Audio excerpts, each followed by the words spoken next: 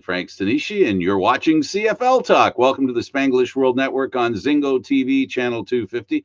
Please remember to download the Zingo TV app at the respective app stores for iOS and Android devices. While you download the app, make sure you rate, leave a comment. Both apps are absolutely free. Zingo TV is available on Google Chromecast, Amazon Fire TV Sticks, Roku Sticks, and also all smart TVs 2016 forward. Now on CFL Talk, joining me is David Morassutti of Sportsnet.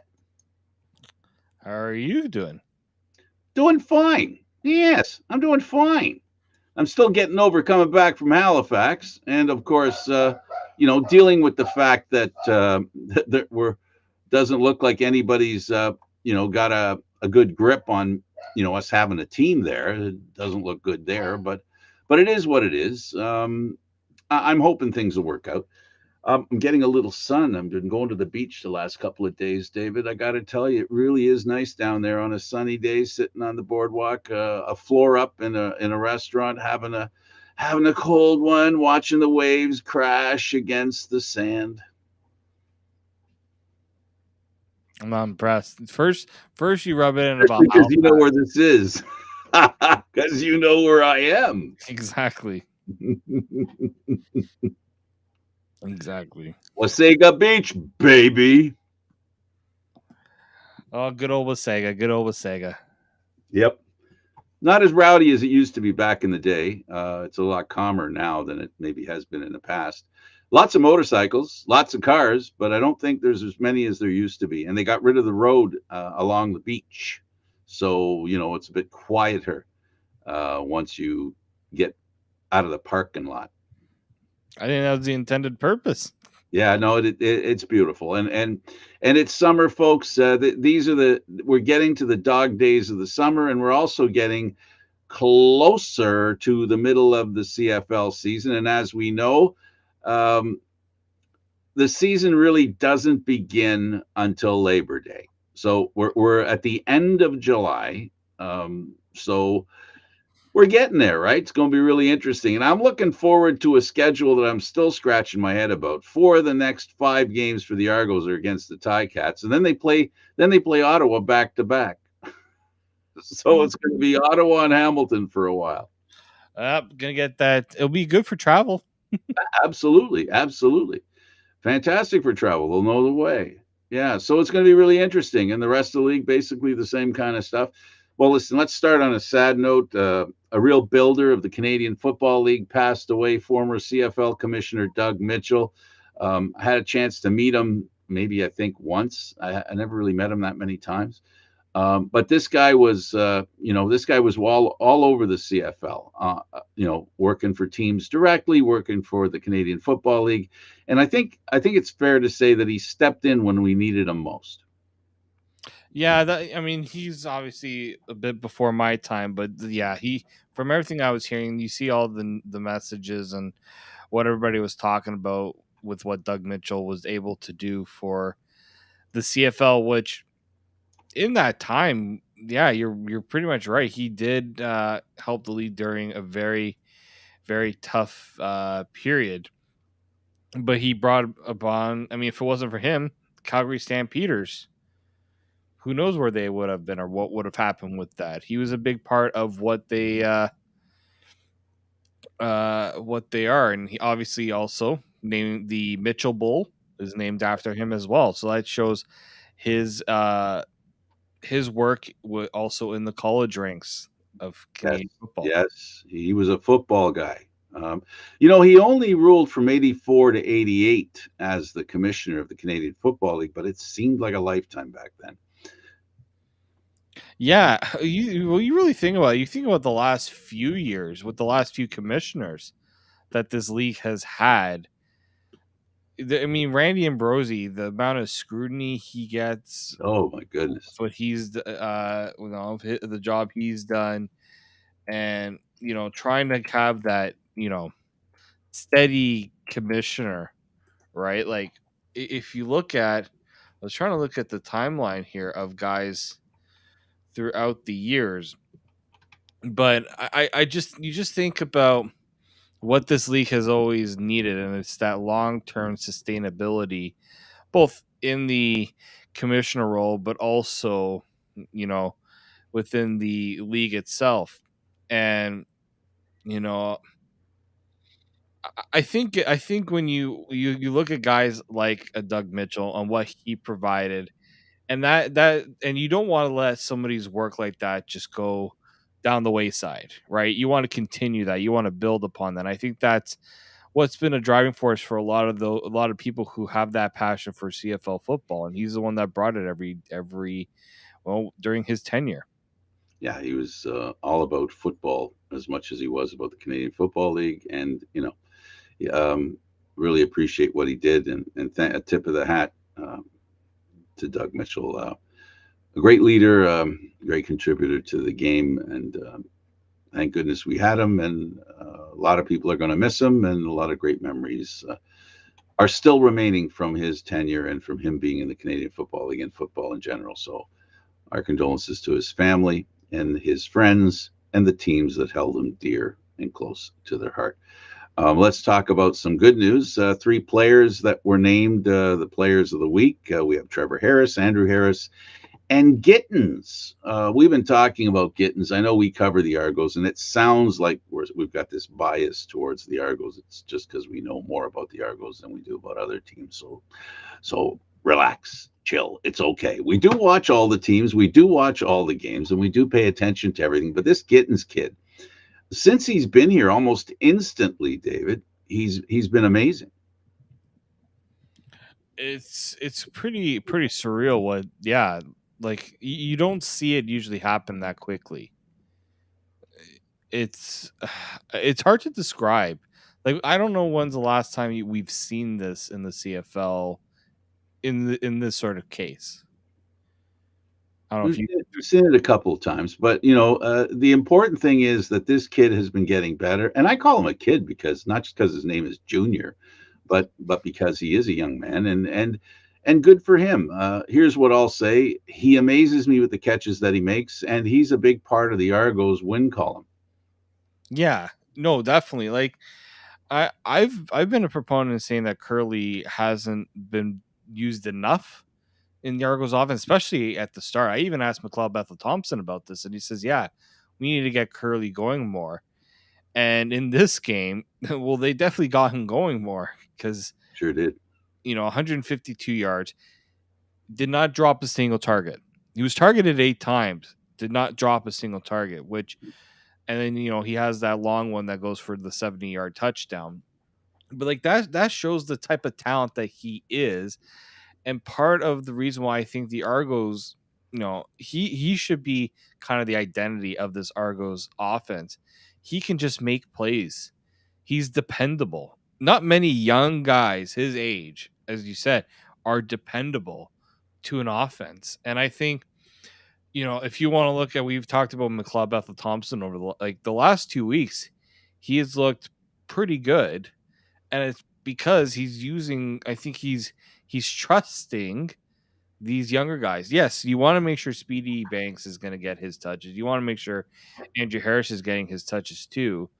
But these young guys are going to be the ones that are going to give you the bigger bang for your buck in terms of big plays. Absolutely. Well, let's move on to another guy that's doing really well, and a team really needs him to do well since Adams of the Montreal Alouettes didn't pan out at the beginning of this year, injuries and other things, including the COVID. Trevor Harris was the player of the week. Was a player of the week. He had a season high 341 yards passing. That's a ho hum for Trevor Harris. 25 of 31, an 80.6% passing percentage. And the most important thing, which isn't a yawner, he won the game. And they got some touchdowns in the red, green, orange zone, whatever color you folks are calling it today. Yeah, and when we talked to him after the game, I kind of said, Andrew, it looks, you broke the record, you had a pretty good game, but I could tell on your face just by looking up watching the game, you really wanted that touchdown. Part of and we find out it's for one of two reasons. One, he really likes to score touchdowns because running backs don't, especially when you get the ball on a third down play, you want to score. But he also had a bit of a side bet with Curly Gibbs Jr., who would score the first touchdown this season. Fortunately, Andrew Harris lost that bet, but I think Andrew Harris will make up fine of losing a bet to a young guy like that. Well, as a receiver, he was 7 for 7 as far as he had 7 targets, caught the ball 7 times. He broke a couple of runs, important breaks that he did create, and with a little help, of course, from his offensive line. And it was his second 100 plus rushing week. And nowadays 100 plus yards is not a it's not the old days. This is you're lucky to get that. I mean, in 4 games, you're lucky if one of the running backs ran for 100 yards in the Canadian Football League, in today's Canadian Football League. That's not to say more in a week, but on average, that's about it. The running game is not as uh, potent in the Canadian Football League as it has been in the past. And if you can get that running game going, there were 31 pass attempts by the quarterback, right, Macbeth, and there were 33 touches for Harris. That, David, we talk about all the time as far as what do you want from an offense? You want it to be balanced. And I guess that would be the definition of a balanced attack. Oh, for sure. This is why the Argos brought in Andrew Harris in the first place, right? Like they want to make sure that it's not going to be all pass because late in the game when you have a lead, you want to be able to go to your running game. But I think what was also important is that when they were trailing, they didn't get away from the running game because the last thing you want is for the defense to think, okay, they're going to go all pass here. Keep the defense on its toes. And Saskatchewan, they're like, we were so happy that Winnipeg didn't bring back Andrew Harris because that means we wouldn't see him anymore. And these this game especially, they figured out why they didn't want to see Andrew Harris anymore. And Andrew Harris did something that not many players have done. In fact, only 5. He is the 6th player in league history to reach 10,000 yards. He's a Canadian, and when we talked to him in the press conference, I didn't want to refer to the fact that he was Canadian. And the greatness that he is displaying is not heard of by Canadian players. He really is the prototypical new Canadian football player, where he plays a position that most Canadians don't dominate in the league. He dominates in the league. He's among the best. And we see that speckled everywhere in the Canadian Football League, and even in the NFL. There's a couple of players that are doing awesome in that league as well that are Canadian. And this guy has been as durable can be. And I mention that because we all know that Winnipeg was wondering, is this the year? Is this the year Andrew Harris doesn't do what he's done in the past? So far, he's a little older. The team that he's playing for is different, one that he doesn't know. And he really is starting to round into form. And the one thing that no one can deny about Andrew Harris, it's desire on the back of hard work. This guy is a phenomenon as far as his health and his desire and his physical punishing of the opposition that's supposed to be punishing him. I mean, when he's going downhill, I don't think anybody wants to be standing in his way, but they got to.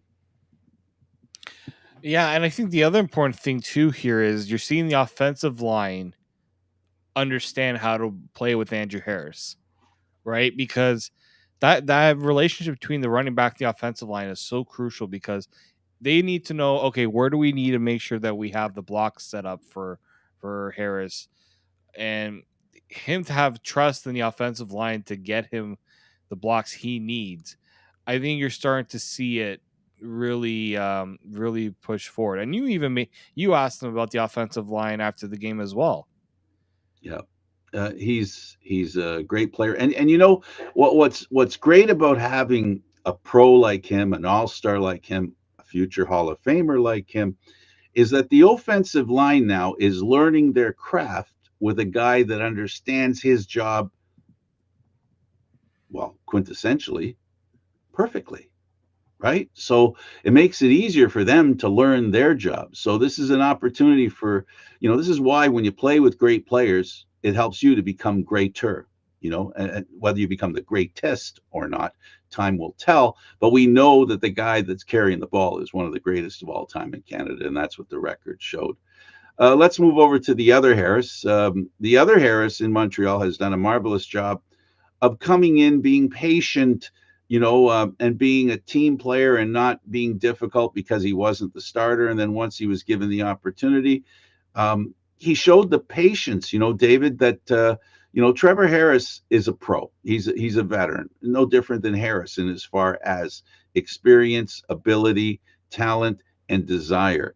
And he went to Montreal, went back to Montreal this year. He could have left and gone elsewhere. He decided to go back to Montreal, knowing the circumstances that Adams was probably the starter. And he has waited his chance, and it came, bided his time. And soon as he stepped on the field, David, I saw the Trevor Harris that a lot of people in Montreal were hoping they would get. Yeah, no, it's and here's the thing, right? It's one thing to implement a game plan for one quarterback in in Vernon Adams. It's a totally different game plan for Trevor Harris because they're not. There's different quarterbacks.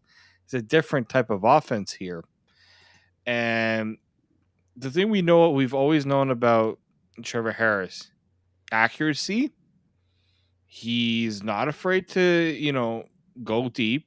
He has shown that he is willing to take those big shots, but he will have these sort of games where you're just hoping that you can do enough to contain him because it's not much you can do to stop him. He has a great arm, and he does. Yeah. He trained in the school of, along with Caleros, in the school of Ricky Ray. So, again, that same story I was talking about with Harris. When you get a chance to play with the best, a lot of it can rub off on you if you're willing to work hard and grind. And we know that Harris is willing to grind. We know that Caleros is willing to grind. And we all know how good a quarterback Ricky Ray was. So congratulations to those three players: Curly Gittins, of course, Andrew Harris, and Trevor Harris for being the players of the week. Let's go on to some games now, and I guess we can start with Montreal again against Ottawa. We talked about the great play that Trevor Harris displayed. What else did you notice in this game? Uh, Jushron Antwi on Yeah, uh, go ahead. You can say his name. I'm not going to. taking over for William Stanback is no easy feat. 7 carries for 79 yards. Yeah. It's not pretty. It's pretty good in my books. But I think the other important note here is you look at the guys who led the way receiving. You have Hergy Mayella Yeah. and Reggie White Jr. I've been very impressed with what I've seen from him this season. It feels like another younger player leaving his mark on a team right now. He's 26. He's got let me look here. 324 yards in 6 games this year. Doesn't sound like a whole lot, but he's slowly been getting himself acclimated more into this offense. There's some weeks where he's not targeted as much or he's not getting the big plays. Now we're starting to see it a little bit more. I think Montreal is starting to develop a bit of they're trying to develop more than just, a Jake Winicky. Yeah. Well, we're waiting for him to bust Yeah. out, right? 40 yards, not what we expect from him. We expect a little No. more. Well, no, Lewis, especially when 28 yards, I mean, 4 of 7 and 28 yards. I mean, Eugene Lewis is a key component. Ottawa did a masterful job of basically ensuring that guy didn't kill him, because he's the guy that can kill you. yeah, and let's not forget that Eugene Lewis is a straw that stirs the drink of that Absolutely. passing game, right? And so, that's where I think Montreal has been trying to find those other guys that can complement him, right? Absolutely. And this is where Trevor Harris comes into play. Beautiful.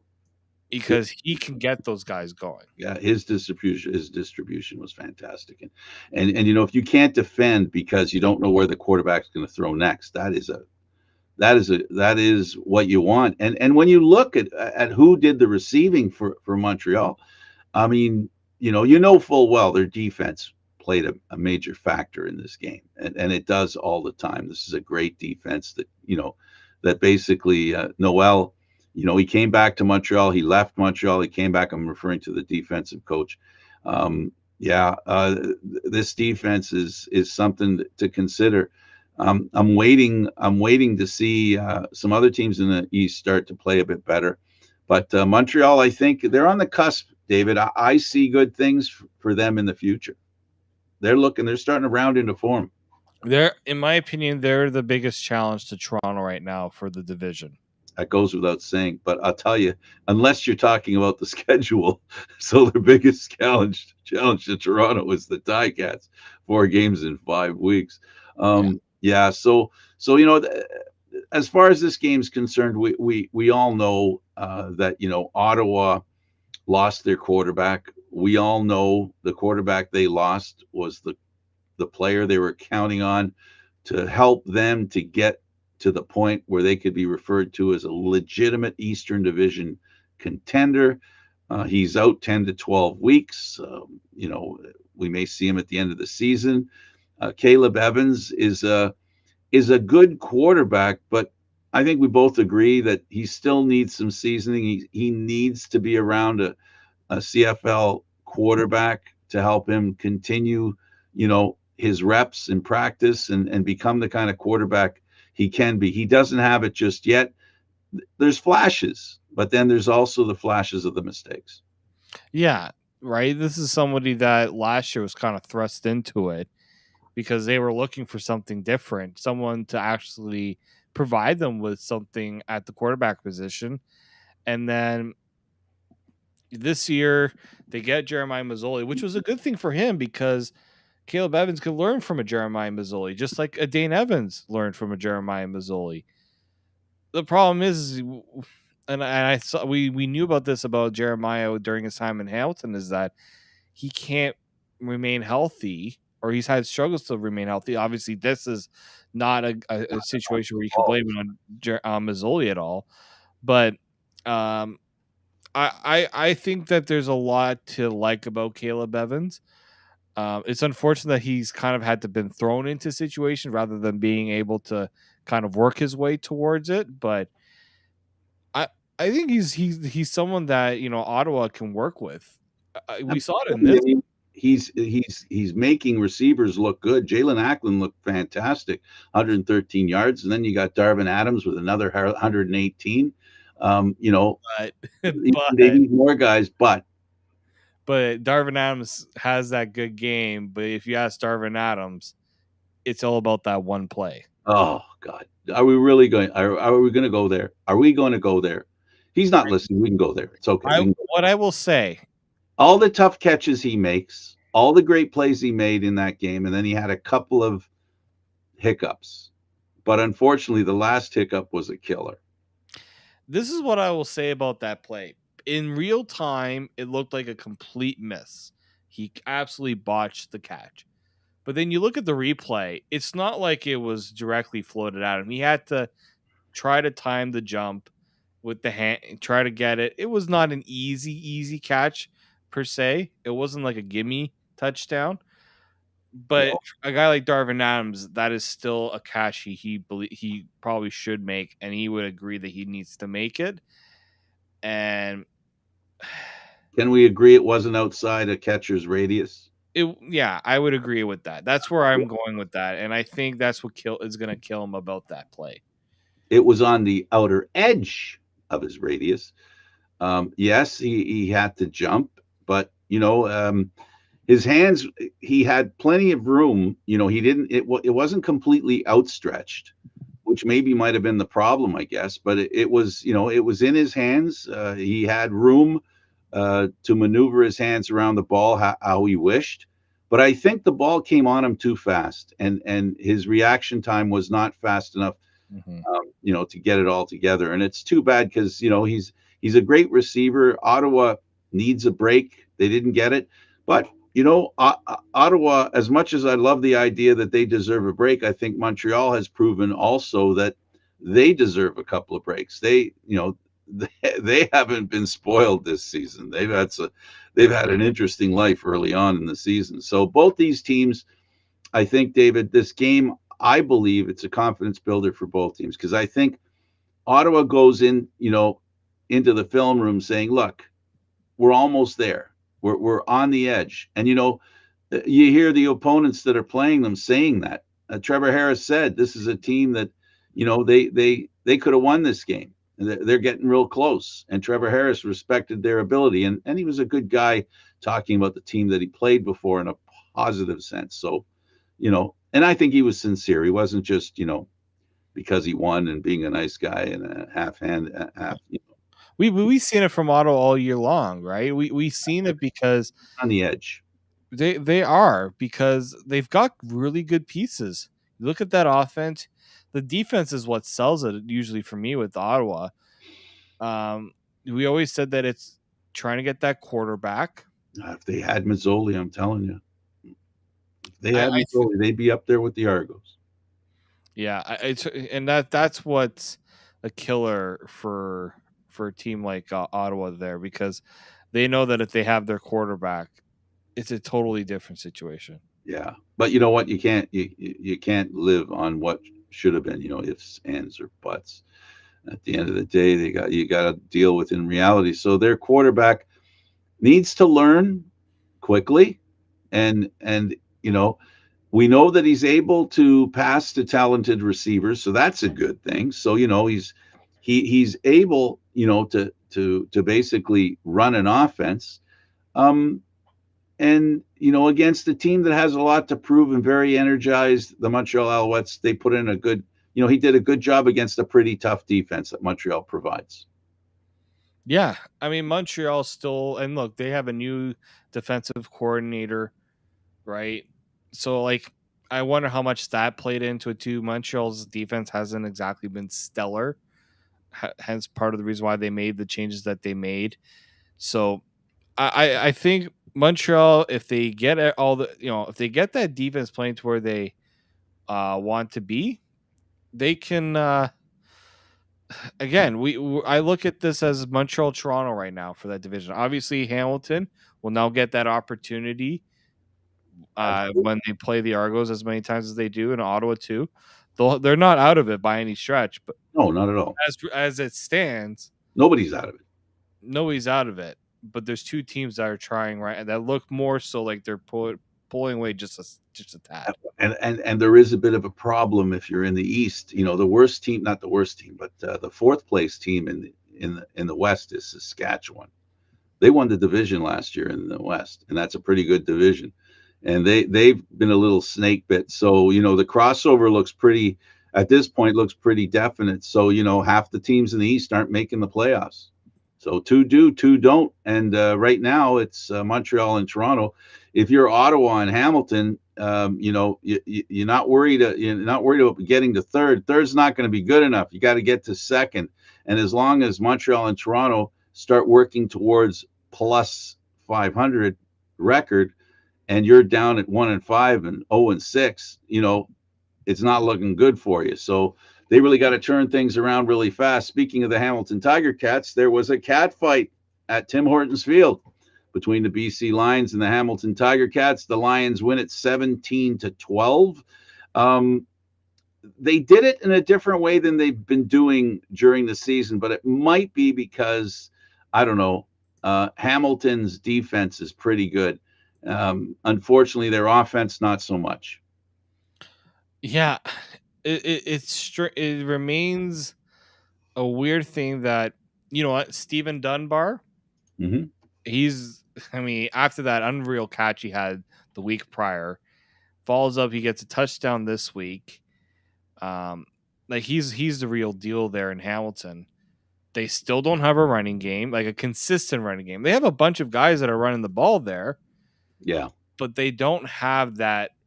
Like they had over 100 yards rushing, but when you look at it, it's because you have let's see here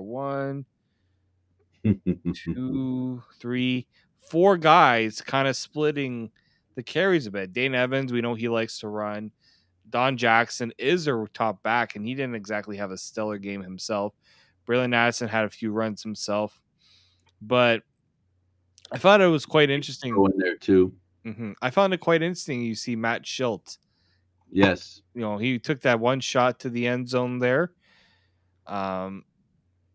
Hamilton, yeah, you said it. Their defense pretty good. When you can get another week where Without Nathan Rourke Simone Lawrence, David, without Simone Lawrence, yeah. they've done a great job.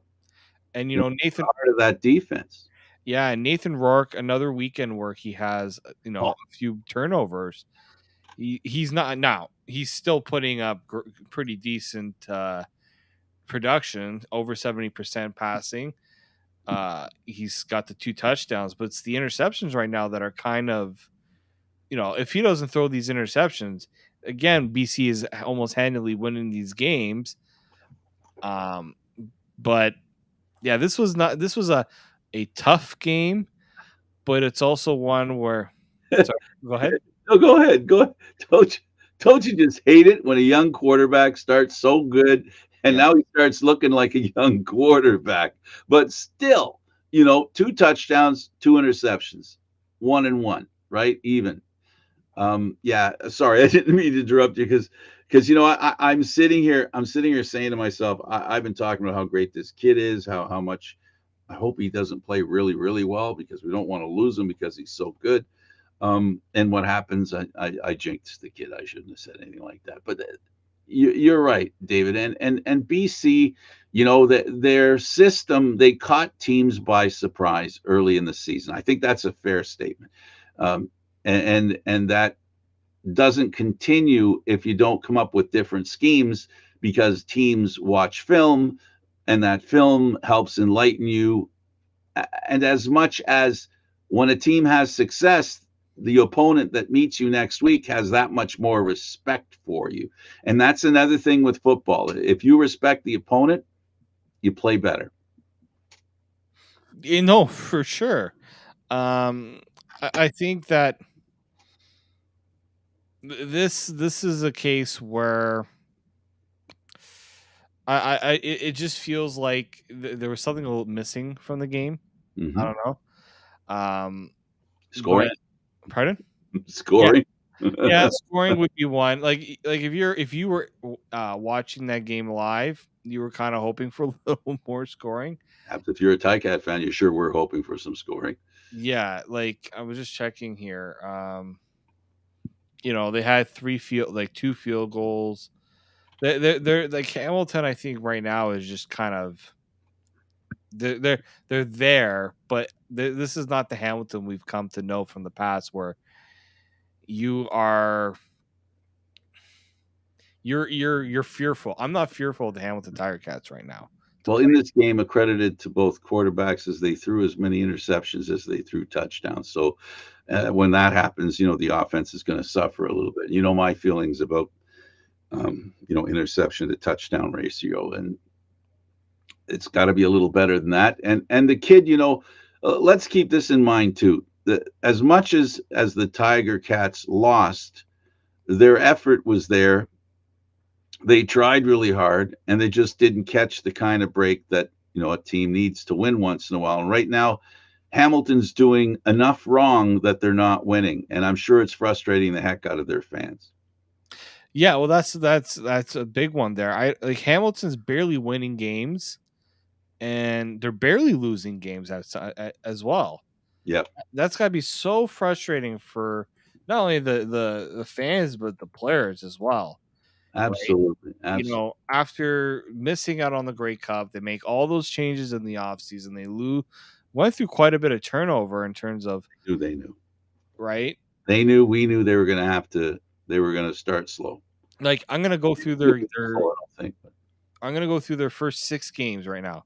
Lost by 7, lost by 3, lost by 14, lost by 4, win by 2, lose by 5. It's a coin flip in some of these games in terms of how close It's that old they adage, really you gotta are, win the close ones to be a great team. and This that's. Yeah, go ahead, I'm sorry. But I think that it's either they're going to learn from this, and eventually they'll turn things around, or it's going to sink them. And Uh, right now it's sinking them. But I think, and we talk about this because they're 1-5, but you win a couple of games in the East here against some Easter opponents, and you're back. Almost, you yeah, can at yeah, least talk yourself to being back into it.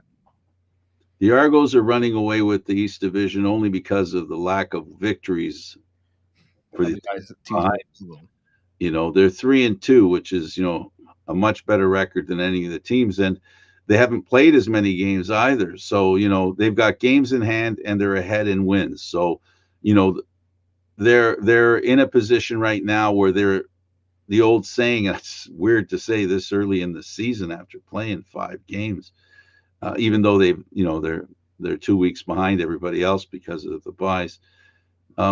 They're already they they they just have to determine their own destiny. They don't have to rely on anybody to do anything. If they play reasonably well through the season right now, 500 football, I think they've got first place. Just because of how far in the hole the other teams are. Now Montreal is the one thing but they're 2-4, so there's still a few games behind. So as far as the Argos are concerned and the Eastern Division is concerned, they're in the catbird seat for sure. Montreal needs to do some work, and the rest of them got to really turn things around. No, they do. They really do. And again, we like their next game is against Toronto. So there is that opportunity. I mean, sorry, next game is against Montreal, and then you get the run of Toronto, Montreal in terms of for them. So that's you talked about how the season kind of starts on Labor Day. I think the season starts this week for Hamilton because they had a Oh, heavy oh, dose of loss. absolutely, because they have to put themselves in a position at Labor Day to be a factor, to be in the race. The season begins on Labor Day. It begins, but it also can end for teams because that's the home stretch, baby. That's when you got to really be in a good position and you got to be ready to play. So the Ticats played well and didn't play well, and they lost. Wow, 17-12 to the BC Lions, who are, they're playing well enough to finish in a playoff position in their division.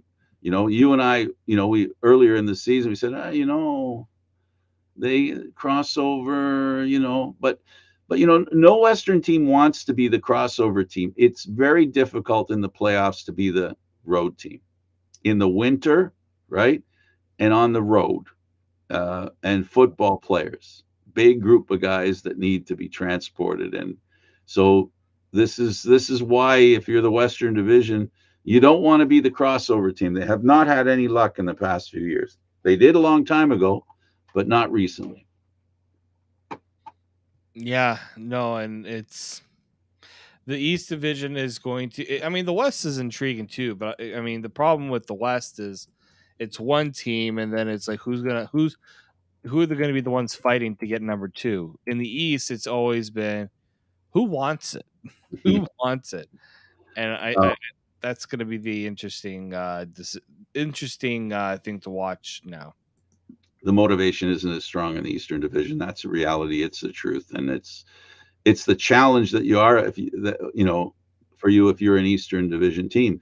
The Western Division teams know that they got to really bring it from game one. That's why Saskatchewan, is concerned with their play lately. But let's not skip the game between Winnipeg and Edmonton. Winnipeg wins 24-10. Edmonton, David, they need work. Their kicking game isn't as good as it could be. Their defense is a bit porous, but can you really judge their porousness when playing the back-to-back Grey Cup champions? Their offense, it needs some work. They acquired John Ryan from the Tiger Cats, who was with Saskatchewan last year to help their kicking game. And they brought in wide receiver Levi Noel, that we know really well from the Argos. They're looking for experience at kicking. They're looking for experience at Canadian receiver. And I think special Chris Jones teams. is starting to pull some levers.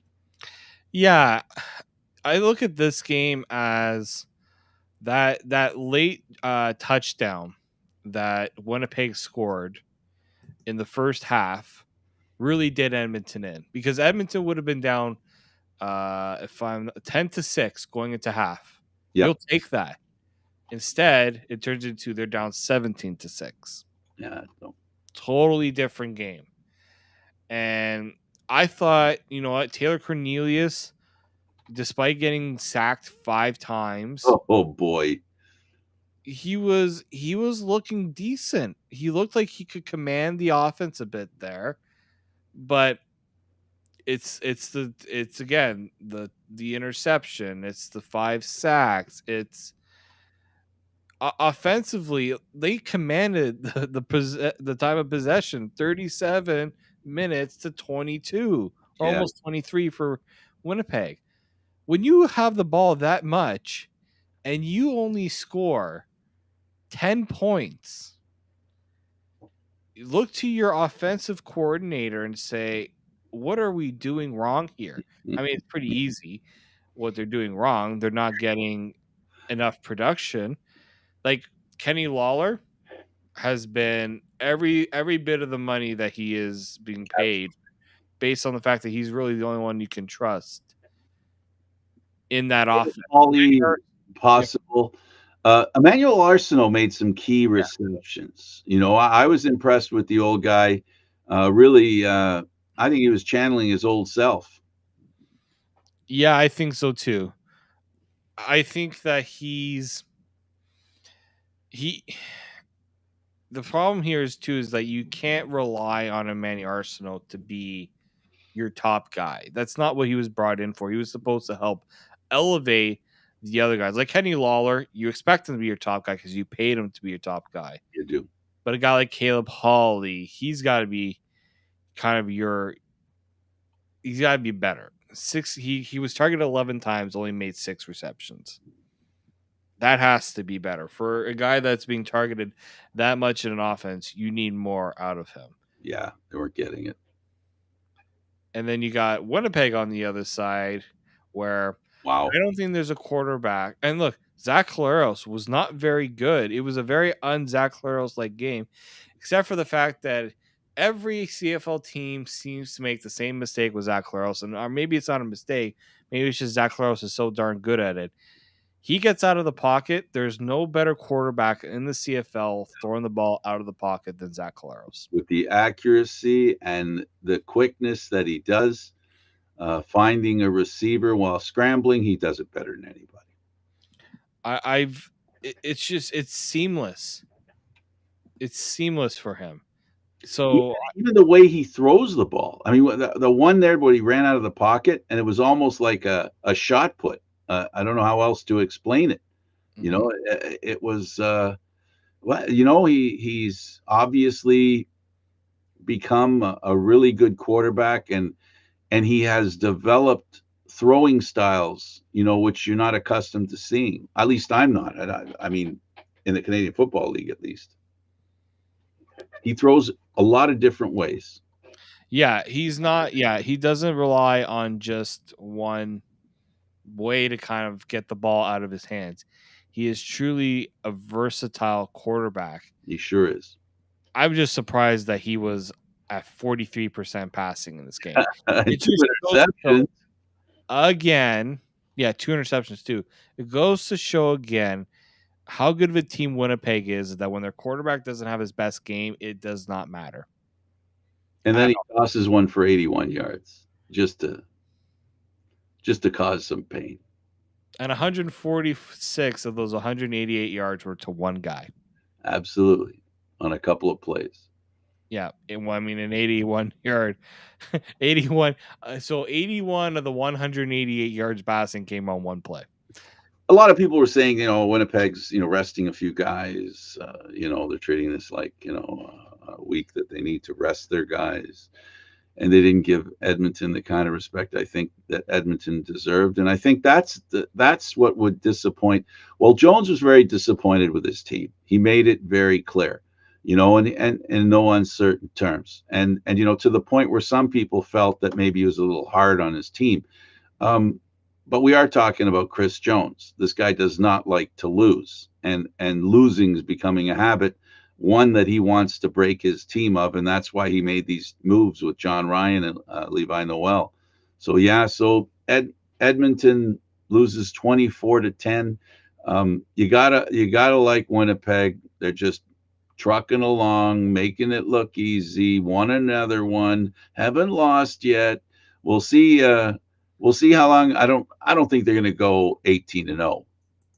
I think they'll go about 17-2. I'm just dying to see who the two teams are that they're going, or one team that's going to cause them to lose twice. You're That's gonna- what it's looking like. you might get your best chance this week with Calgary in Calgary. Yeah, yeah, you're right. I mean, Calgary, and word is from Calgary, Bo Levi Mitchell's not happy, and if he's not happy, and this team, I've talked about the Calgary Stampeders from day one. Once the season opened, you could see it from training camp. You definitely could see it from the first exhibition game. This team is angry as a unit. They want their throne back, and they don't like the idea that someone else is sitting on it, and the fact that there is another team that they've got to get roll over. And now it's turning out there's yet another team they have to roll over. So this is going to be a tough division, and this game here, I think this is the game, obviously the best game of this season that we're looking forward to. I think so. No, I definitely do. Um, because it's again two of the top teams in the CFL. It was 2 weeks ago. A lot of people said that game kind of not overshot it. It took away some of the sparkle from the touchdown in Atlanta because everybody was so happy to watch that game. Yeah, But I think I'm expecting a very good battle between two very good teams and one team that's hopefully going to be motivated to end the undefeated streak that Winnipeg is on. see how physical it is. Yeah. Maybe they'll have a hate on like the Argos and the Riders had. Let's talk about the Argos and the Riders. The Argos win 31-21. And here's the irony of this game. If you look at the statistics and you didn't watch any of the game, you would look at all the stats and say, yeah, Argos were full value for a 31-21 victory. But those statistics that they had that they were so great, especially at halftime, when you saw the score and saw the stats at halftime, you're going, so tell me, how is it that Toronto's losing? And everything fell into place. This is a team, I joked on the internet talking about the Toronto Argos historically have been a team that from year to year doesn't about face. They play really well and then really bad and then really well and then really bad. They're turning that annual kind of change, that feverish kind of play, and doing it by quarter now.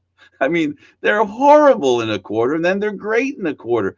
Their inconsistency, I think, has been the only constant for this team this year. And against Saskatchewan, they're lucky that this was a team that was COVID factored, that they had injuries and they had suspensions.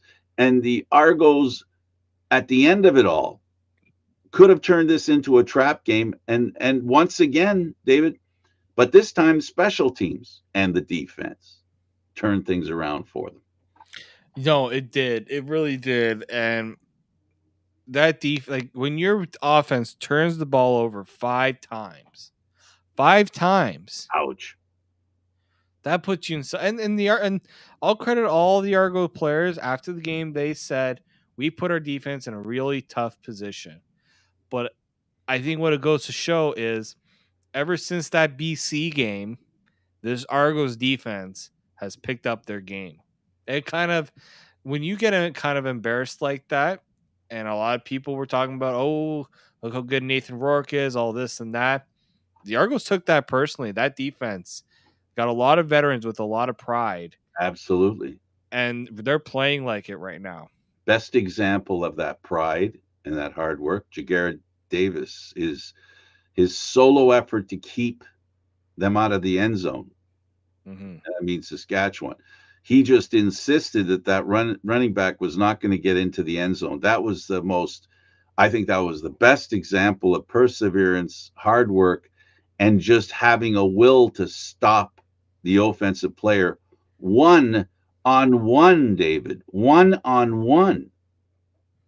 Yeah. No, when you are one on one, usually the defender's in a tough position. Very tough. Absolutely. And I give him a lot of credit because he was in a tough position there. And when you see a running back coming at the defender like that, you're kind of you're kind of just hoping that the defender kind of picks his spot of making the right point of where he wants to tackle, because the offensive players got to be the one to make the move first. So There were 3, 4 pushes by the running back that could have caused mhm. him going over the goal line, but Jagarrett Davis was there for everything. And that's been, you know, the Argos defense. If we can talk about positives, and I'm sorry if it sounded like I was being negative about the Argos and their inconsistency. One thing I got to say though, the defense, like you said, I don't want to make the mistake of leaving people think that I think the whole team has been inconsistent. It's been as a team they've been inconsistent, but their defense has been big play, win game.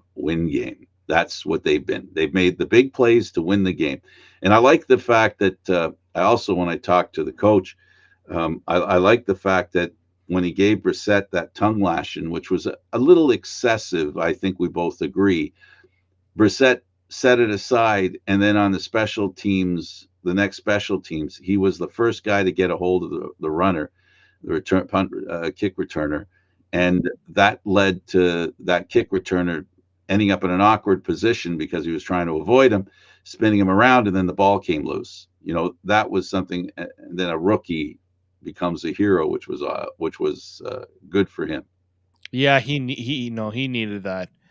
I was a little concerned. You get concerned when a guy who's had a tough time this season, and then you want to make sure that he's not getting the confidence totally taken from him.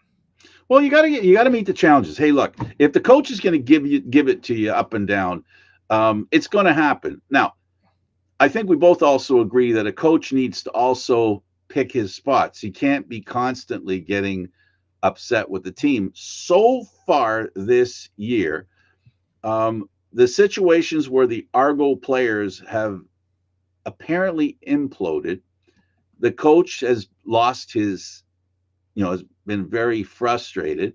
Players on the sidelines have been very frustrated. But it seems every time the Argos are introduced to this kind of negative response or negative behavior, they've risen above it to win. And to me, that's interesting. It's not something, it's not one of the ways that we design or believe winning teams are designed. It's a contradiction in my mind, and I don't know whether it's a good sign or it's a bad sign that eventually they're not going to work their way out of these problems. But we're going to find out. Yeah, I know. Like if they think that it cost them that game against Winnipeg a few weeks ago. If they think that they're going to be able to get by with making all these mistakes, this is, I think this comes down to the head coach, who I think still has quite a bit to prove, considering he has little experience, and he would agree with that too. And he's said that he's acknowledged the mistakes that he's made. Now comes the learning, taking those learning moments and making your team better because of it. And this is where Ryan did what he needs to step up in this case. Okay, we're going to have to leave it there, David. Thanks for doing this. Always great.